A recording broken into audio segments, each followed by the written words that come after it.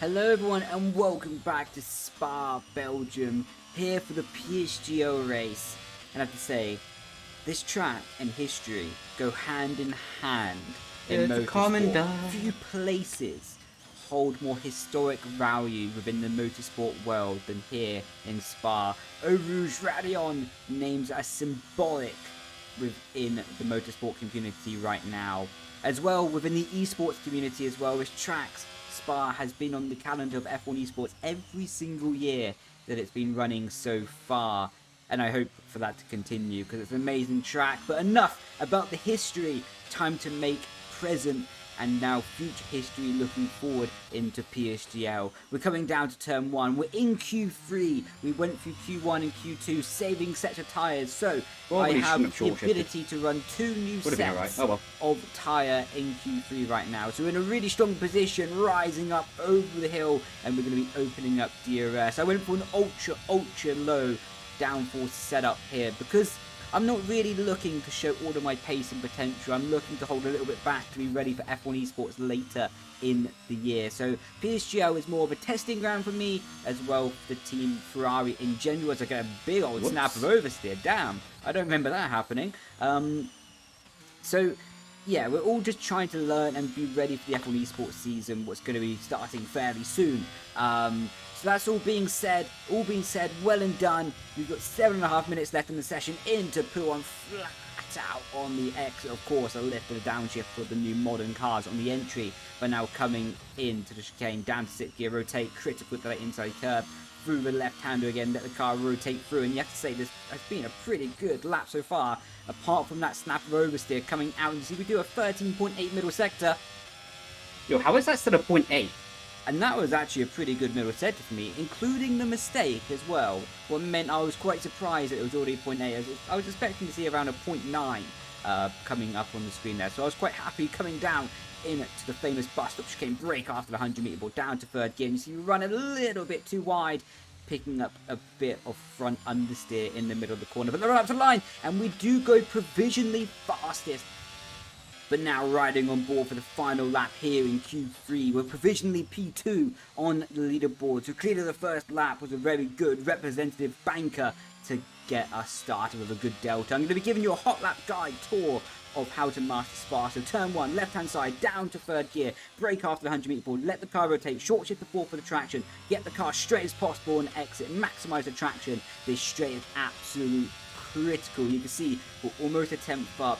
From Eau Rouge Radion as well. Keep the car with the least rolling resistance possible over the hill. Open up DRS. Bring the car back over the left-hand side.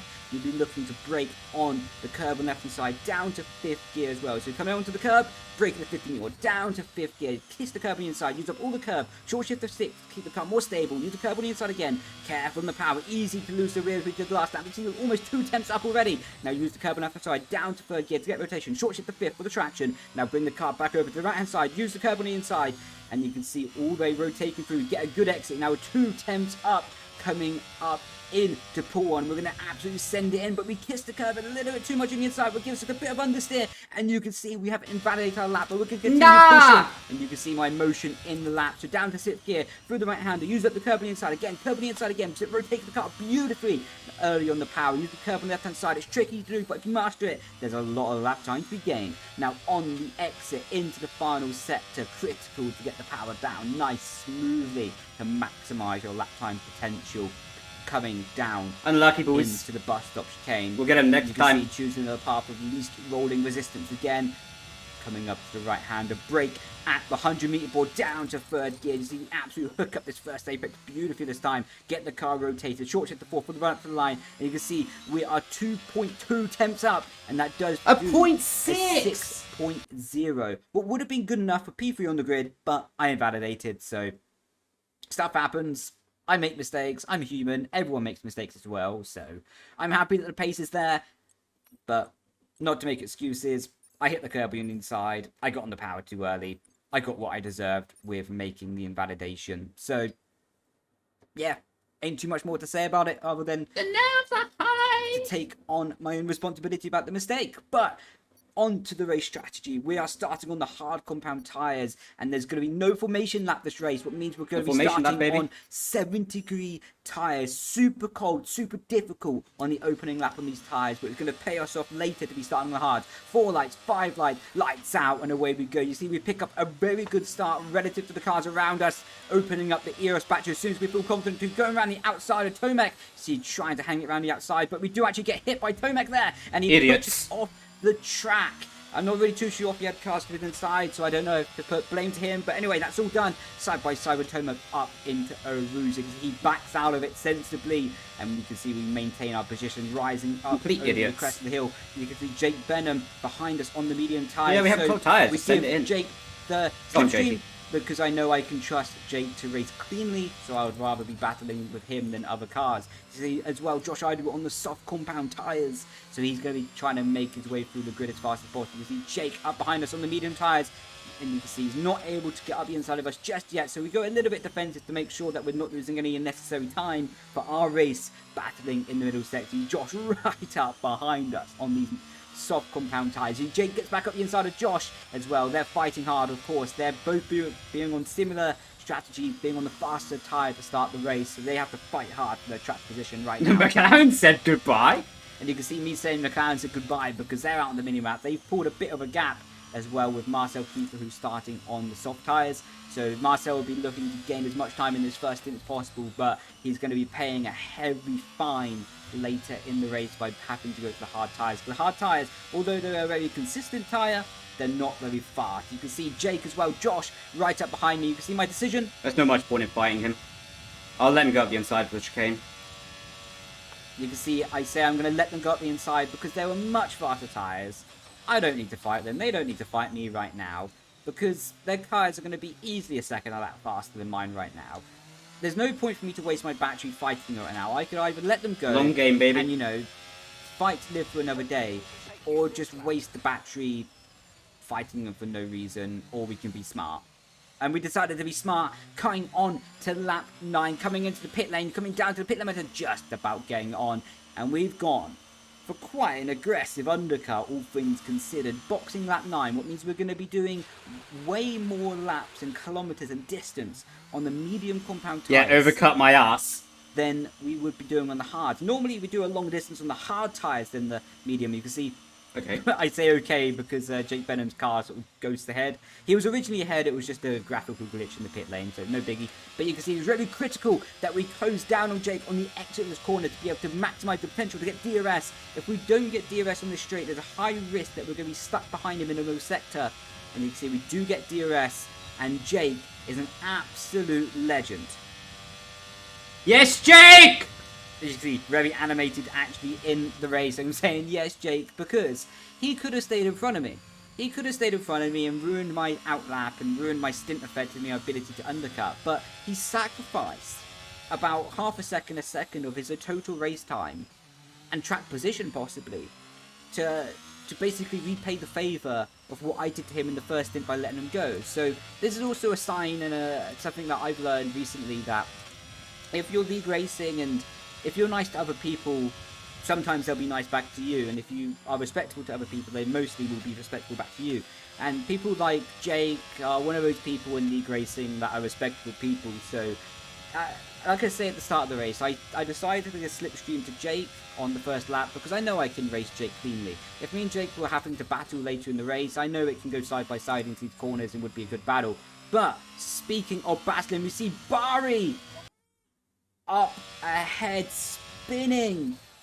I have to say, I love Bari. He's an amazing guy, so I was very upset for him at that moment of time. Of course, race's instinct is I have to keep on getting on with my race and not get distracted by that. But yeah, I mean, Bari, he's an insane talent. He's a massive talent as well. So if you haven't already, legend, go follow him on social media or go support him in F1 Esports, because the guy's got talent. He can become a champion one day, in my opinion, for sure. He's got the right mindset as well.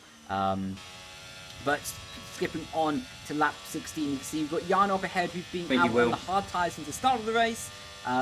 He basically was staying out waiting for a safety car, and you see Jano decides to lift and not fight me into this corner. What I'm really thankful for as well. Legend, Lano, thank you. Because he could have easily stayed in front of me and hurt my stint, but he was respectful. Come on, I want you to go past. Come on, come on. Game recognises game, let's say it like that. And I'm very thankful for Yana for that one.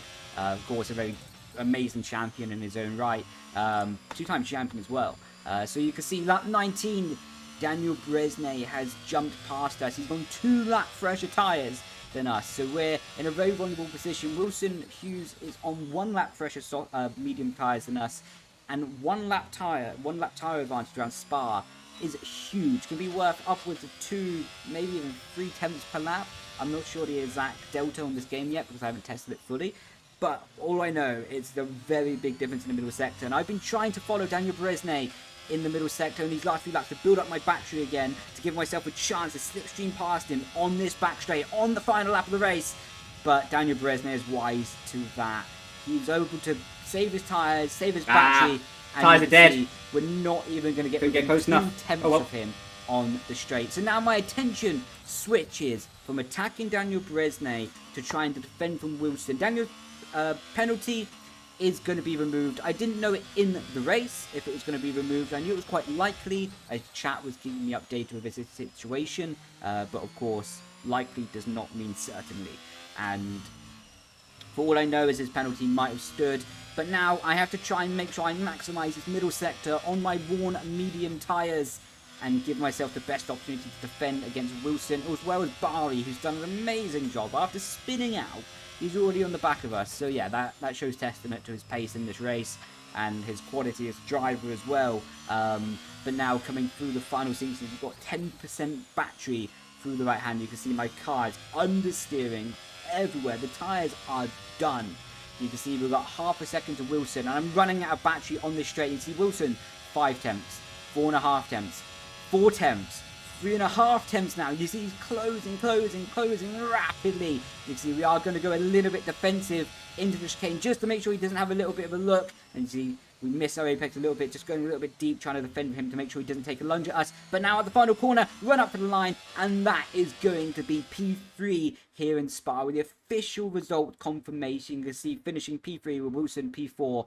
And I have to say, that was a rather good race from us. Coming back from the qualifying mistake and able to deploy a good strategy and a good execution of battery management and tyre management alike to haul ourselves back in the position to fight for P3 and have a chance at P2 as well. But I have to say, this was a good position for us, a good understanding for us, and a good learning curve for us, learning forward to go ready for F1 Esports.